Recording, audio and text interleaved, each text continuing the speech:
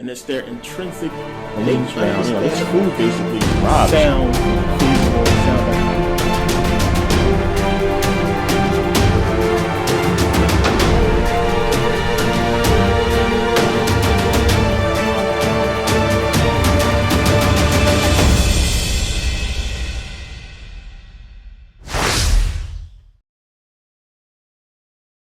Pashida. So we know when you look at the Syriac Orthodox Church, when you look at the deacons, we know, I believe it's the third or fourth duty of the deacons is called Korayo, which means a reader.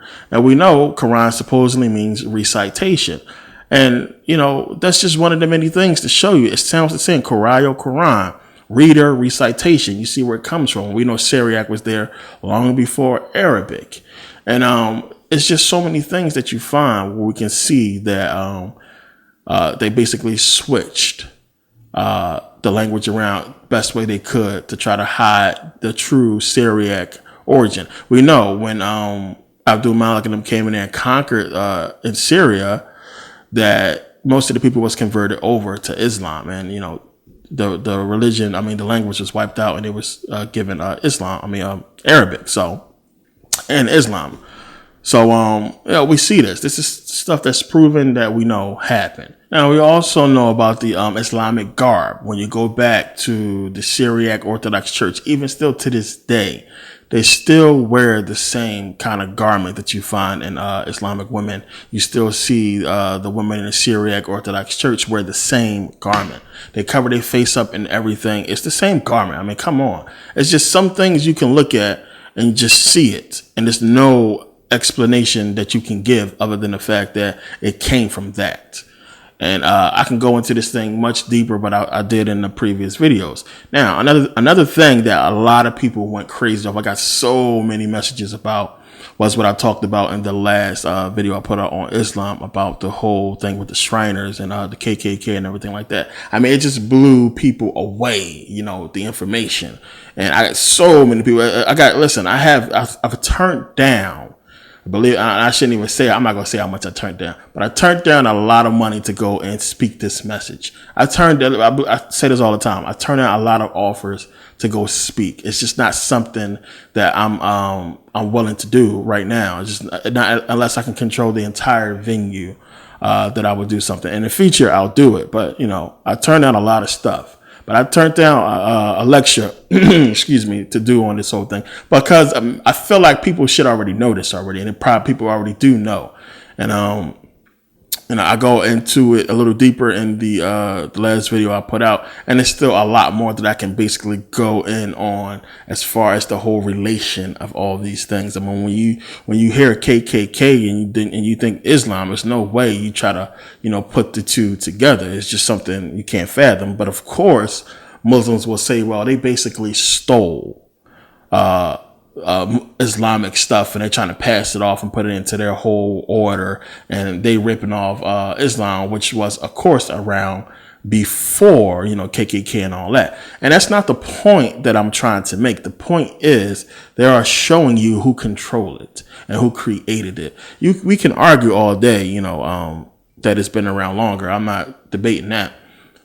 The thing I'm saying is from the rip, Rome controlled it. And all these things, this is all an aspect of the same, we're talking about the same umbrella, the same power structure and control, really. And I know people can't fathom that when we talk about KKK. This stuff is all part of the same agenda, people. The KKK, all these secret societies, they in on this thing together. And when you start connecting those dots, to me, I thought it was pretty obvious. When you look at the Shriners. When you look at the Shriners, I mean, it gotta spark your interest that you look at these Shriners and you look at the fezzes and they have all this Islamic stuff on the fez. It's like, what is that about? You know, fezzes that say Islam, you know, worn by old white men.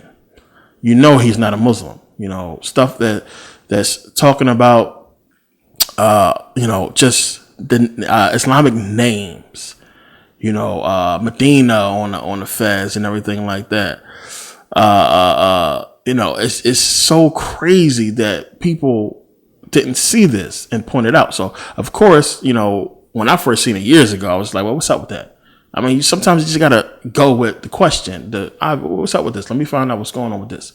And you look into it and you start finding out the background. Now, the thing is, of course, as I say, Albert Pike, we know, one of the highest ranking Freemasons of all time and the so-called founder of the KKK. That is debated, I will say. But I'm not even going to get into all that. But yeah, co-founder of the KKK, you can say. So we know, as I talk about, the original uniforms of the KKK was these. And you see the logo there, which is basically I'm not going to call it Islamic logo, but I'm going to say Islamic logo because this is what we all look at. And when we think of Islam, when we see it, I don't want to call it a logo, but it's their logo. And it's basically, we see it in the Shriners logo. We see it with Islam. And this also was on the original uniforms of the KKK. So that's something that we look at and you scratch your head is, what the hell is going on with this? And then when you start putting all the pieces together, as I did in the last video, then you can see, it's something going on with this whole thing. And we have the KKK having a manual called the Music Clan. And it's a play on words of Muslim and the Quran. They have a Quran, not a Quran. So a Quran, a play on words of the Quran. And this is telling you, what's going on. When you look at the Shriners Fez and when you look at the logos and when you look at everything, you start tying everything together, you see, what's going on and how everything is all tied in together. Now, I don't expect Muslims to accept any of this, but it's stuff that you have to really look into yourself and ask yourself, what's up with that? What's going on with that? Why are these old white men wearing fezzes that says Allah and Islam on it, and they are not Muslims? You understand? It's too deep for me to go into it right now. I got a video on YouTube. Check it out. Hitting whatever it's called. This is the picture of it right here. I forget. Too many videos up to remember all the names. But I'm putting this video up, to reach out to a couple people who wanted a shorter video. Put it in, be straightforward with it. It's like, can you make a video on this stuff and make it a little bit shorter? But I'm really talking to you guys. You know who you are. And I want you guys to really understand, what this stuff is about. I highly recommend that you do your own research and look at the last videos that I put out on Islam in its entirety. It's a bogus excuse. I don't even take people seriously when they say that, well, I can't sit through, it's too long, or, you can't read a book then. As I always say, if you can't sit through a video, you damn sure can't read no book. So you just screwed then. You don't want the truth. You want to just, be in the middle somewhere or be lied to. If you're not willing to do the research to find out the truth, don't complain about shit. Don't talk about nothing. Just accept whatever you want to accept in your ignorance and laziness. Just do that. But don't come at people who've been putting in years of work to get the stuff out and, to study, to, get the information for themselves. It's not fair to come at people who really put in the time and work and effort to get the information because you don't want to accept the facts. So now when you combine all this stuff, when you put this stuff all together, it's enough for you to really question, your religion. And people got to get their minds out of the whole idea that Islam is somehow this ancient religion that has been around for thousands of years. It's a new religion. It came about right after the Roman-Persian War. It's documented. I mean, it's just the war happened. Next thing you know, we get Islam, we get the Arabs running amok. It all lines up with real history. Look at it. Ask yourself, what's up with that? What happened? That, all of a sudden the Arabs started going on a tear. And they were allowed to conquer certain areas. I mean, you have to think about big bad Rome around this time when Rome was dominating everything. I mean, it's like, being in a I'm gonna say it, put it in these terms, being in a dope game. You have so many blocks that you getting money off. You have territories that you're getting money from. Why would you allow somebody to come in and basically wipe out your stuff and then set up shop and don't do anything, say nothing? This is what we see with Islam, with the Arabs. This is exactly what they did. Rome let them go into a lot of places they had already occupied and set up shop, take over places. Now in history, we look at the Arabs coming into Egypt and taking it from the Romans. How is that possible? What's going on with that? What happened to the whole status quo antebellum? This is why they try to separate the Persian Arab thing and not try to make it as if it was both of them against Rome when it was. And it's not a coincidence that the whole Persian Empire fell right after this whole war. I mean, this is history, people, that you got to look at. Real history. And this is stuff that so many people have written about. When you go look at the Asian history books, they talk about the same thing. When you go look at the European history books, they talk about the same thing. It's the same stuff. So it's not something that somebody made up to fit anything. It's real history, proven history.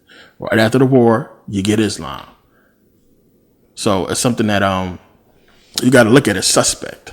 And you got to look at everything that all the stuff that it pertains to, as far as, the same little teeny things that you have in Catholicism and Islam. And it's common sense to me. A lot of people, they get, Muslims get furious when you make that connection.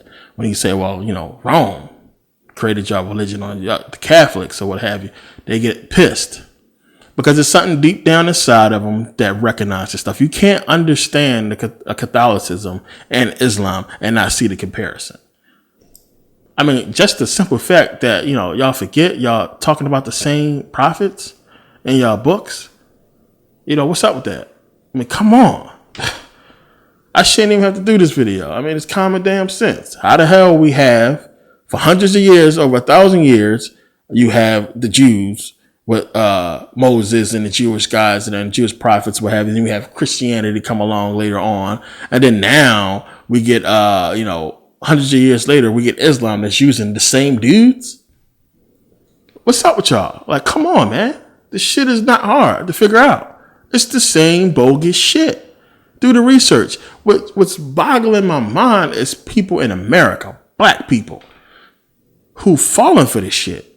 How the hell can you, come on, common sense people. I understand, a lot of black folks don't want to accept Christianity because they know, we was given the Bible in slavery. Well, damn, remember before that, the Arabs enslaved us for hundreds of years as well, under the name of Allah. And you can kick that whole, the Quran doesn't promote slavery and all this and that bullshit. If Allah was real and existed, then he wouldn't allow these people to enslave us for hundreds of years in his name. It's just that simple. So it's bullshit. Like, come on. Just wake up. Snap out of the bullshit. It's the same shit. It's the same shit. And it's just like, what's wrong with people that they can't figure this stuff out? Because they don't want to figure this stuff out. But I can understand how some people will want to swing over to Islam and they feel like it's more suited for black folks, when it's so not. It's really not. I mean, when you really get into the religion, it's like, especially if you're a black woman, I mean, it completely strips you of the pride that you should have as a black woman. When you have people on this planet who have called you gods for thousands of years, and you want to stoop to the level of an Islamic woman and have all your power stripped away from you and be beneath some man. Come on. Stop that. And, I've seen a lot of videos. It's some videos on YouTube where Islamic women speak out about why they left Islam. I think a lot of people women should watch that before they even think about jumping into Islam. And I know some women do it because they chase after some man, some nigga who just got out of prison, took his damn shahada because he was too scared in prison not to. And now he all Muslim up and brainwashed, and he come out, he find a girl. Now he want her to be Muslim. Now she Muslim. Knowing damn well she don't believe in the shit.